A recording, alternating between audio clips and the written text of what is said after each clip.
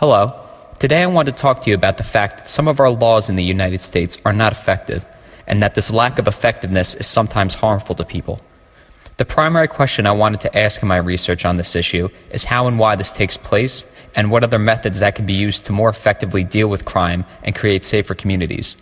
In order to do this, we need both to understand why laws are made and to have a defined spectrum of effectiveness in order to determine what is and is not effective when it comes to laws. The reason we have laws is to create a safer living environment and a safer community for citizens by preventing crime. They are a code of conduct that we live by so that people can be physically and economically protected from harm. Without laws, people would be free to act however they want, and also treat people however they want without consequence. Safety and fairness are the ultimate goals and reasons we have laws, and fundamentally they serve no other intended purpose. This is a key part of our discussion. Effectiveness can be measured by how well these laws are succeeding in their purpose. They can also be measured by how much money they are costing taxpayers and government resources. If a law or policy is creating a safer neighborhood and stopping crime in a way that is affordable, then it is effective. If a law or policy is not contributing any added safety to neighborhoods and wastes money, then it is not effective. With these things in mind, let us ask the question, what is the problem? The problem is that some laws are in fact not serving their intended purpose of creating safer communities. Along with this issue, many people are being criminalized and negatively affected by these types of laws in addition to their lack of intended result. This is an enormous waste of taxpayers' money as well as government and public resources. I will give you two examples in this discussion of how this issue has manifested and the problems it has created. One great example of legal ineffectiveness are the laws regarding nonviolent drug use, specifically the ones regarding marijuana. Marijuana is a Schedule I drug. That means it is illegal to use, possess, and produce. Any of those can be punishable by fines, probation, and sometimes a prison sentence. People will also have an arrest record after being convicted with a marijuana charge. There are a few problems with the current criminalization of marijuana. The first issue is how these drug laws are not targeting actual safety threats. People who end up in jail for drug use are usually shown to have no other criminal history. This means that people are being convicted for a law that is not focusing on removing an actual threat to public safety. If marijuana use is not directly associated with or encouraging people to commit economic or violent crimes, then there is no reason for it to be illegal or so vastly criminalized the way that it is.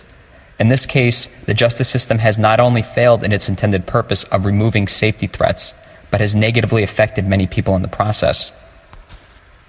The second issue is how many people are in fact being criminalized by marijuana laws.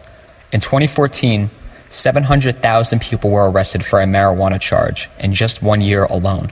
This includes all ranges of people, including parents, students, teenagers, and ordinary adults. There are examples of young teenagers with no associated criminal history who become criminalized and are left with an arrest record. Parents can be arrested and sent to jail, which negatively affects families. With so many people being arrested, we are left with millions of Americans who now have a criminal record. A criminal record can affect a person's ability to obtain jobs, get student funding, be approved for loans, and many other things. People do not deserve this for doing something most people do not see as a threat to public safety, and has been shown to not be associated with other types of crimes. The third issue is the cost. $20 billion a year is spent on marijuana prohibition. This is an enormous waste of taxpayer money and government resources spent on policing something that is not a threat to public safety. Citizens and their money are being negatively affected by these laws. The solution to this issue is to decriminalize crimes that are not genuine safety threats. So we have less people in jail, less people with a criminal record, and much more money to spend on more effective solutions to actually dealing with crime. The second example I will give regarding ineffective laws is the method of mass incarceration as a solution to crime. The United States currently imprisons more people than any other country in the world. There are many reasons why mass incarceration is an ineffective method in controlling crime. For one, it does not prevent crime, and it does not stop most people from continuing to commit crimes. 76% of prisoners who are released from jail commit another crime within 5 years of being released. This either means that prisons are not effectively rehabilitating people and deterring their criminal behavior, or that prisons are not ultimately the most effective method in preventing crime. In the words of our own United States National Institute of Justice, sending an offender to prison isn't an effective way to deter crime. This doesn't mean that jail should be removed as a part of the equation. It means that this should not be seen as the core solution in the issue of crime. There is currently too much money being used to fund prisons when they are not a part of the central solution to fixing crime. This is akin to patching a leaky spot in a roof every year instead of fixing the ceiling. $80 billion is spent every year to imprison 2 million Americans. There are in fact so many people in prisons that they are becoming overcrowded. In addition to this, many people in prison are nonviolent drug users, which is something we discussed in the preceding example. Half of all people in federal prison are serving time for a drug charge, which is shown to not be a threat to public safety. It currently costs more money every year to house a prisoner than it does to fund 1 year of public education. We should be using this money on new and more effective solutions, as well as not spending this on incarcerating non-threatening people. The math in this situation is simple. There are too many people in prison. Prison is not effectively managing crime, so people are continuing to commit crimes. Prison is not effective at preventing crimes, so more people are committing crimes and entering jail for the first time.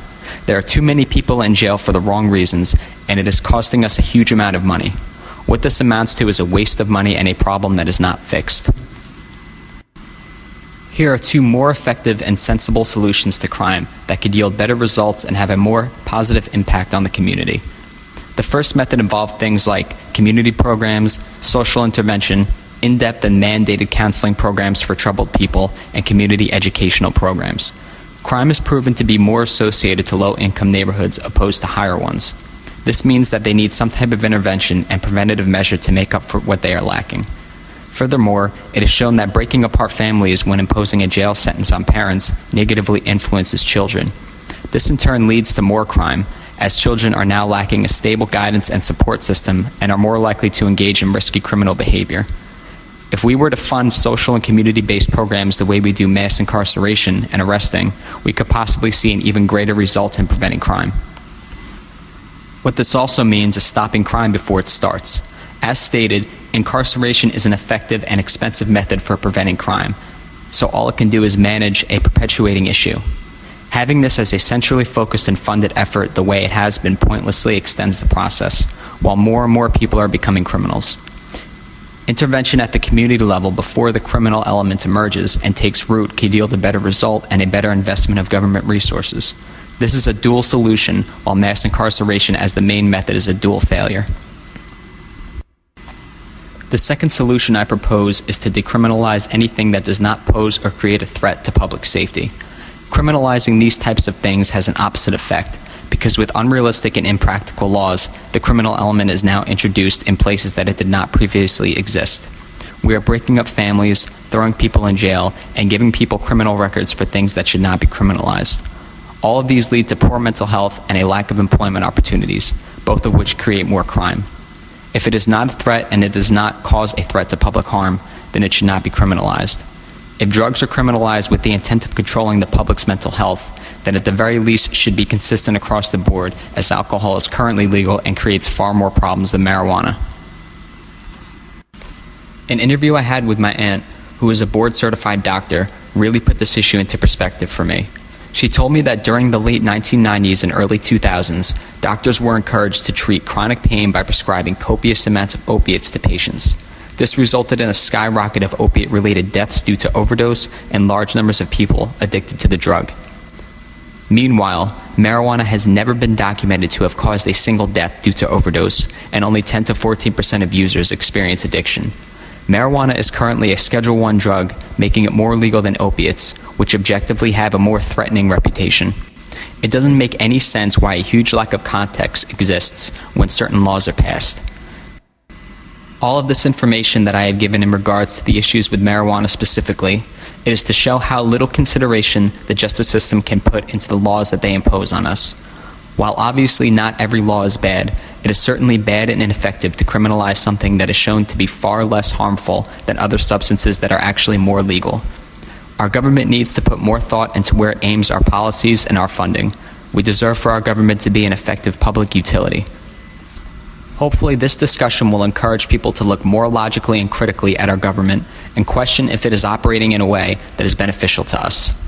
80% of Americans are currently unsatisfied with the U.S. government. This was a figure that was both shocking and surprising for me to learn.